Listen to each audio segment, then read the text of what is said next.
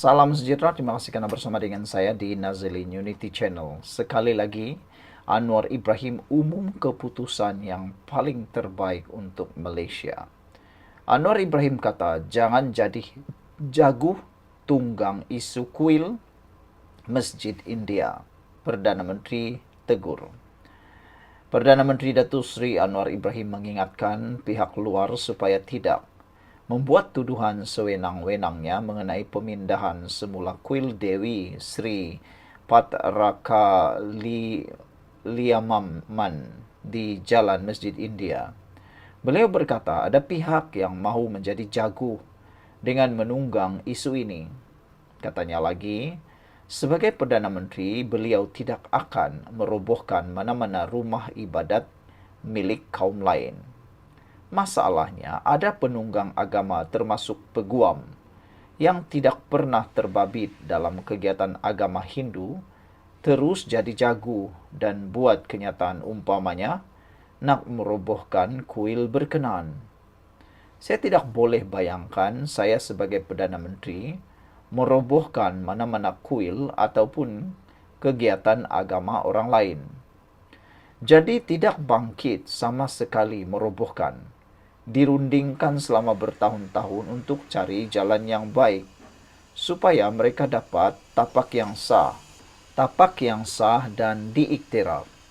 Mudah-mudahan ia diselesaikan dengan baik dan saya harap tidak perlu ada respon yang kurang wajar, kata Anwar selepas solat Jumaat di Masjid Sultan Abdul Samad KLI hari ini. Anwar berkata, ketika ini pihak berkenan sedang berunding dan mencari jalan terbaik untuk menyelesaikan isu berkenan. Menjelaskan lanjut, Anwar berkata, tapak itu adalah milik swasta dan bukan hak milik kerajaan.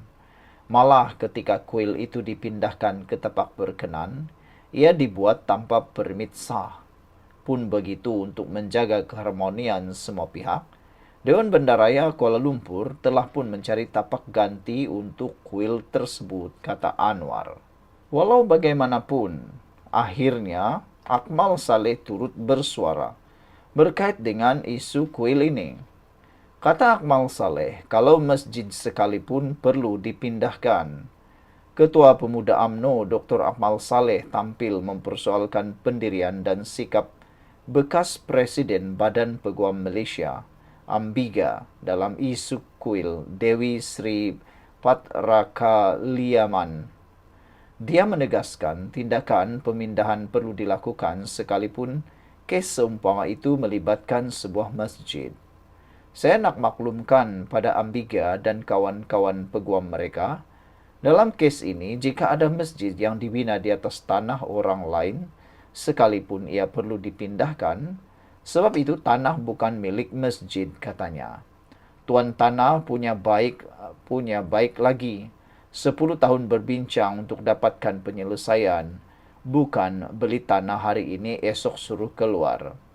Tambahan pula di BKL bagi lagi cadangan tanah lain untuk dipindahkan tapi kamu masih tak nak, katanya dalam hantaran di media sosial hari ini.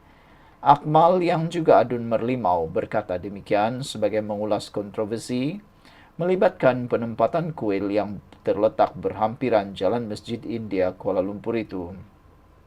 Terdahulu Ambiga dan Kumpulan Hak Asasi Manusia LFL mengadakan sidang media berhubung rancangan perobohan kuil Hindu yang bersejarah bagi memberi laluan kepada pembinaan masjid. Peguam yang mewakili jawatan kuasa kuil membayangkan Dewan Bandaraya Kuala Lumpur terlibat lebih banyak dalam isu tapak kuil tersebut.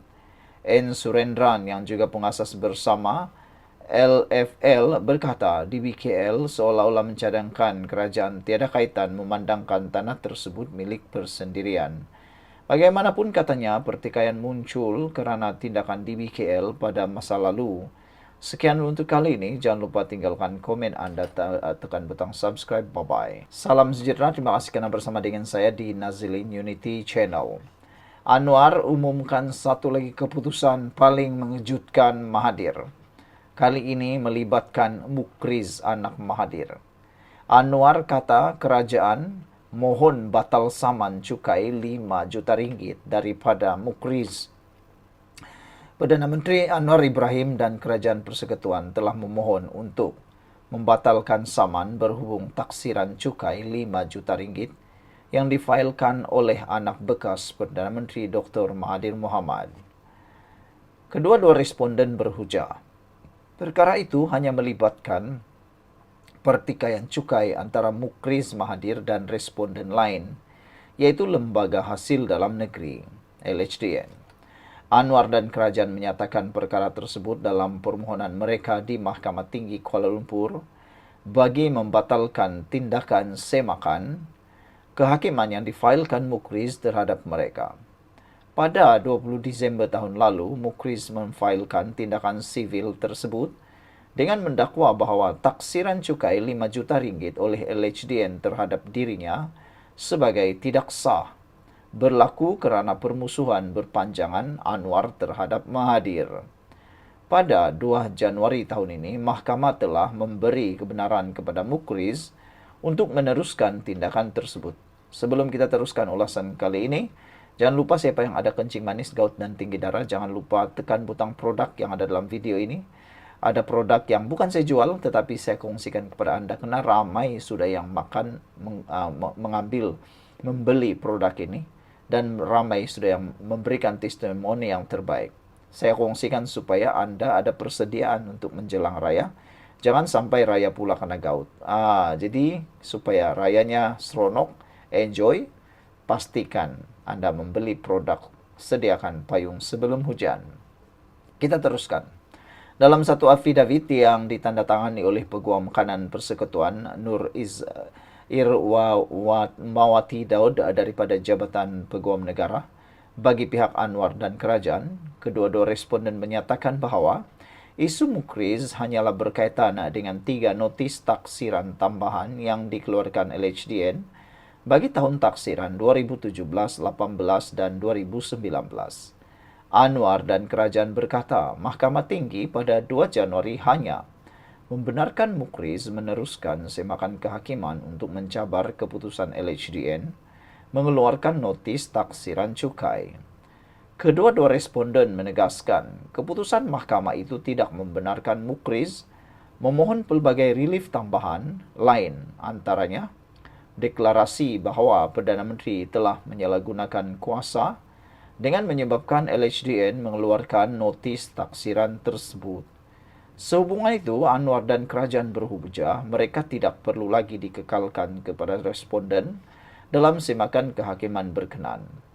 Penamaan pemohon terhadap responden kedua, Perdana Menteri Anwar Ibrahim, dan responden ketiga, Kerajaan Malaysia, kini adalah jelas mengaibkan, remeh atau menyusahkan. Penamaan pemohon terhadap responden kedua dan responden ketiga adalah jelas merupakan suatu penyalahgunaan proses mahkamah yang mulia ini. Penamaan pemohon terhadap responden kedua dan responden ketiga ini adalah suatu tindakan yang jelas tidak boleh dikekalkan dan wajar dibatalkan oleh mahkamah yang mulia, kata Anwar dan kerajaan dalam affidavit yang dilihat oleh Malaysia kini. Jika mahkamah membenarkan permohonan ini, Anwar dan kerajaan akan digugurkan daripada semakan kehakiman tersebut, menjadikan LHDN satu-satunya responden dalam kes ini. Pada masa ini, mahkamah mengeluarkan perintah untuk menangguhkan taksiran cukai LHDN, sementara menunggu penyelesaian semakan kehakiman Mukriz. Ketika dihubungi Malaysia kini, Peguam Mukriz Nizamuddin Abdul Hamid berkata pihaknya sedang mempertimbangkan tindak balas terhadap permohonan terbaru yang difailkan oleh Anwar dan kerajaan. Menurut dokumen semakan kehakiman itu, Mukriz mendakwa taksiran cukai tambahan untuk tahun 2017 hingga 2019 yang dikeluarkan pada September lalu adalah tidak munasabah dan menyalahi undang-undang. Dia turut mendakwa tindakan LHDN dipengaruhi oleh perseteruan lama Anwar dengan Mahathir, merujuk pemecatan ahli Parlimen Tambun itu daripada jawatan Menteri Kewangan dan Keahlian UMNO pada tahun 1998. Sejak pemecatan responden kedua, iaitu Anwar daripada UMNO dan jawatan Timbalan Perdana Menteri, diketahui umum bahawa responden kedua dan Mahathir adalah musuh politik, kata Mukriz dalam dokumen itu. Pemohon turut mendakwa permusuhan politik itu berlanjutan walaupun selepas kerjasama singkat antara Anwar dan Mahathir. Sekian untuk kali ini.